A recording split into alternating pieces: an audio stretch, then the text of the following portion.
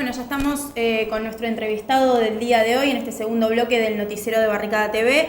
Él es Galeb Moussa, es el presidente de la Federación de Entidades Argentino-Árabes en Buenos Aires, es periodista de nuestro canal compañero ANUR TV. Bienvenido una vez más al noticiero de Barricada TV. Muchas gracias por esta invitación y es un placer para mí. Bueno, Galeb, un poco la idea es meternos, digamos, de manera didáctica para comprender un poco el conflicto, el nuevo conflicto, nuevo, viejo, digamos. Conflicto continuado, vamos a Totalmente. decir. El invierno continúa en Medio Oriente. En Medio Oriente. Es decir, aquello que fue llamado Primavera Árabe en realidad era el comienzo de un invierno bastante largo que se prolonga hasta ahora. Hay también una idea que hubo una división en dos etapas, ¿no? De este conflicto, cuando comenzó la Primavera Árabe, justamente esto que vos decís, ¿no? Como empezó empezó como la oscuridad en cuanto a la resistencia en este sentido y el rol que juega por ahí el Estado Islámico en este conflicto. Un poco la idea era que vos nos puedas contar justamente esto, ¿qué rol juega hoy el Estado Islámico en el conflicto? Con estas distintas versiones que digamos que circulan a través de los medios masivos, que por un lado Estados Unidos bombardea diciendo que ataca al Estado Islámico y por otro lado los sectores más progresistas dicen que el Estado Islámico está financiado y es aliado de Occidente, ¿no? Bien, vamos a empezar por partes. Cuando comienza todo este tema llamado Primavera Árabe, las revoluciones en Túnez, en Egipto, revoluciones que nacieron genuinas, pero que estaba detrás la mano de las potencias hegemónicas que fueron manipulando esas revoluciones donde la gente creyó realmente en ir en busca de su liberación y de sus libertades individuales o mayores libertades individuales y se encontraron con que era que todo cambie para que nada cambie y eso lo hemos comprobado haciendo foco en Egipto. En Egipto decían que querían instaurar una democracia. Bien, se instauró una democracia, se hizo una nueva constitución, fueron elecciones. Ganó el que no quería Estados Unidos, ganó Mohammad Mursi, en vez de el Baradei, que ya era un viejo conocido por haber trabajado en la Agencia Internacional de Energía Atómica, dependiente de las Naciones Unidas, por lo tanto manejada por los Estados Unidos. Por lo tanto ganó el que no quería, ganó Mohammad Mursi, representante de los hermanos musulmanes, en cuya ideología se basa Hamás en Palestina. Mursi, acordó con los Estados Unidos, de alguna manera, empezar a transitar un poco el camino del gobierno de Egipto. ¿Por qué explico todo esto? Porque la idea de los hermanos musulmanes era romper el Tratado de Paz con Israel, sin embargo no lo rompieron. Y si no lo rompieron es porque llegaron a un acuerdo con Estados Unidos que siguió financiando al ejército egipcio con $3.000 millones en armas. Bien, ese fue el punto intermedio. El tema explota en Siria, y nunca mejor dicho, la palabra explota. Porque no hubo ahí una revolución espontánea. Ahí sí que no hubo un levantamiento genuino del pueblo en contra del gobierno. ¿Por qué? Porque estaban muy conformes con el gobierno. Y en Siria regía un sistema de partido único, así como rige en Cuba. ¿Sí? Nada más que en Siria el partido Baas.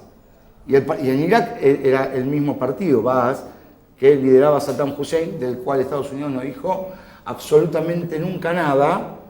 Es más, lo financió y le prestó logística para una guerra impuesta con la República Islámica de Irán y al mismo partido Baas, un régimen de partido único. Así que lo que es este temita de la democracia, insertar la democracia en Medio Oriente, suena a una excusa bastante barata como para poder llevar adelante sus planes. ¿Cuáles son sus planes? Los planes son la de fragmentar Medio Oriente. ¿Cómo? Si ya lo fragmentaron en 1917 con el Acuerdo Sykes-Picot, cuando ganaron la Primera Guerra Mundial, tanto Francia como Gran Bretaña, un poquito Rusia, un poquito Italia, se dividieron en Medio Oriente como una torta. Bueno, ahora se trata de fragmentarlo y atomizarlo aún más, pero en bastiones sectarios, es decir, identificados con una cuestión religiosa. De esa manera para poder mantener la tensión y que obviamente el dominio sea un poco más cómodo. Al margen de que lo de Siria significa también quebrar el eje de la resistencia conformado por Teherán, Damasco y la resistencia libanesa al Hezbollah, que le hace frente a Israel y no lo deja avanzar para el lado del Líbano ni de Siria. Ahora bien, ¿qué actores actuaron en Siria? En Siria actuó un tal Ejército Libre Sirio que se alió a Al-Qaeda que Al-Qaeda parió al Frente al-Nusra y a un grupo llamado llamativamente Estado Islámico. Y ahí me quiero detener. ¿Por qué Estado Islámico? ¿Por qué ese nombre? Bueno, y justamente cuando esta gente comete barbaridades que van en contra de lo que pregona la religión islámica. No hay un solo hecho, un solo acto que coincida con lo que el Islam pregona. El Islam pregona paz, ellos hacen guerra. El Islam pregona piedad con los prisioneros, ellos lo degüellan. Es decir, es la bestialidad absoluta. Todo lo contrario a lo que la religión que el profeta Muhammad, o mal llamado Mahoma en Occidente, reveló al mundo. Entonces, ¿por qué el nombre de Estado Islámico? Porque es un doble golpe de efecto. Una es dar la imagen y seguir con la construcción negativa de que el Islam es violento, terrorista y todo eso, para poder justificar obviamente el envío de tropas desde tan lejos, de barcos, de armamento, decirle al pueblo norteamericano, al pueblo europeo, miren, los musulmanes son feos, barbudos, malos, hay que matarlos porque nos hacen daño. Y sí, es verdad, son feos, barbudos y malos, pero no son musulmanes. Ahí está el asunto. No tienen un gramo de musulmanes estos.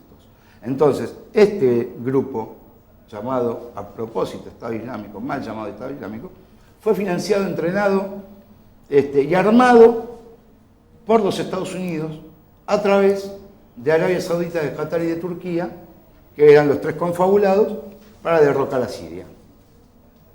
Al margen de quebrar el punto medio del eje de la resistencia, como ya dijimos, Siria lo que tiene es una amplia salida al mar Mediterráneo.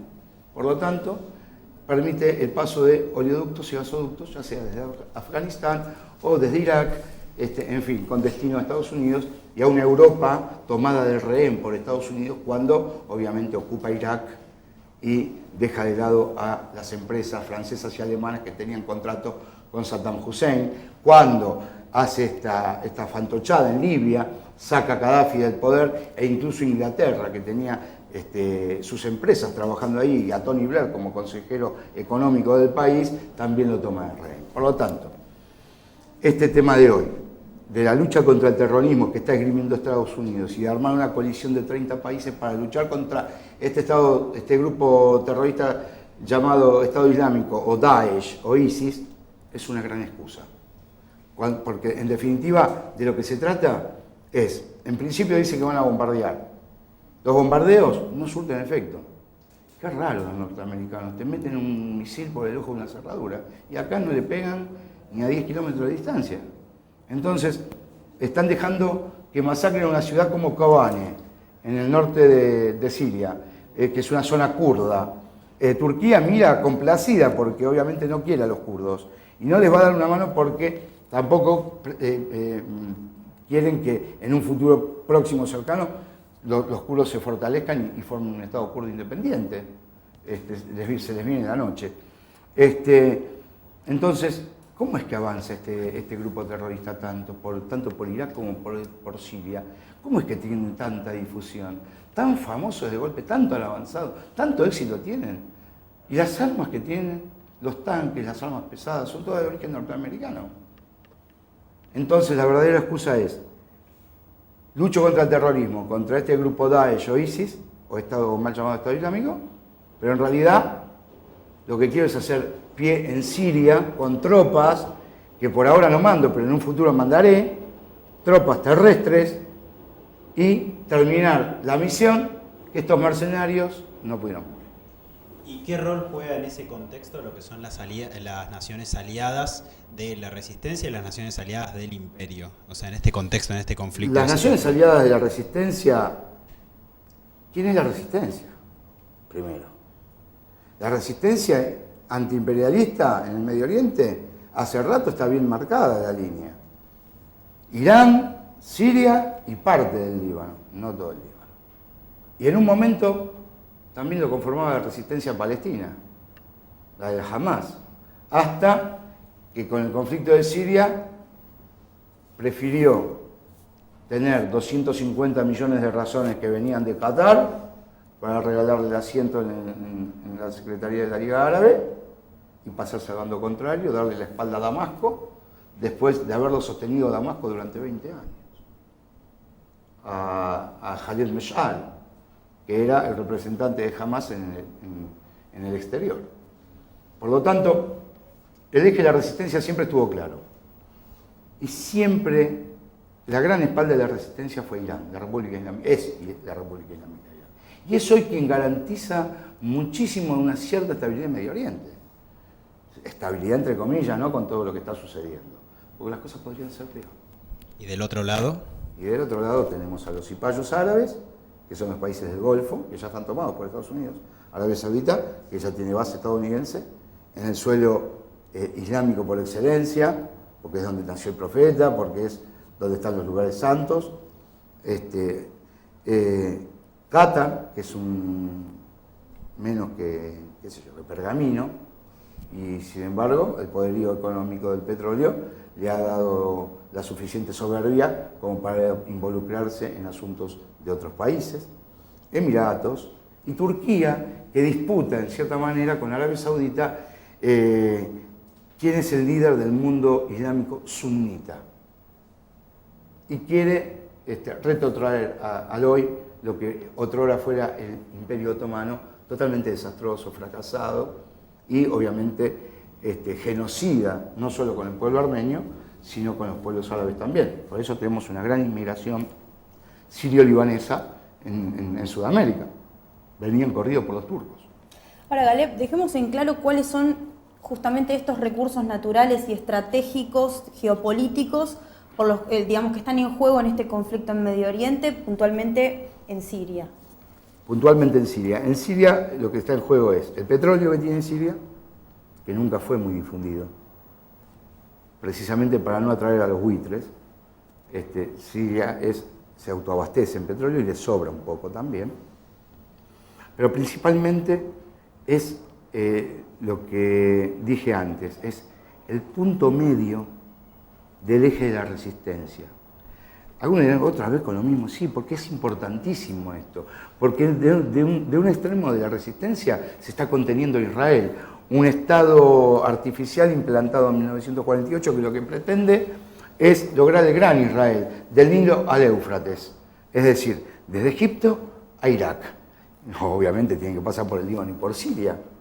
Entonces, están en el camino del objetivo de Israel. Pero no es solamente los anhelos de Israel o los deseos mesiánicos que tiene, sino que si se debilita el extremo de la resistencia libanesa, Israel tiene vía libre hasta donde quiera. Luego se deja aislado a la República Islámica de Irán, que ya está cercada por tropas en Afganistán y por tropas en Irak de parte de Estados Unidos. Es decir, hacer un movimiento de pinzas sería muy fácil. Y después queda Siria en el medio, derrotada, quebrada, y un corredor terriblemente abierto con miras al lejano oriente, más precisamente a Rusia y China.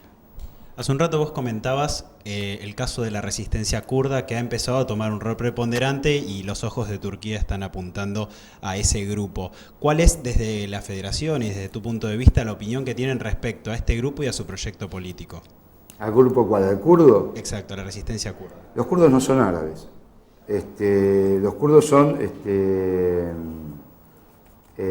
indoeuropeos, son arios. Son más o menos, son parecidos a los iraníes. Pero no importa, de todas maneras te puedo dar una opinión particular de qué es lo que pienso. Yo pienso que una nación de 30 millones de personas, como son los kurdos, divididos en 4 países, en Siria, Irak, Irán y Turquía, deben tener su propio Estado.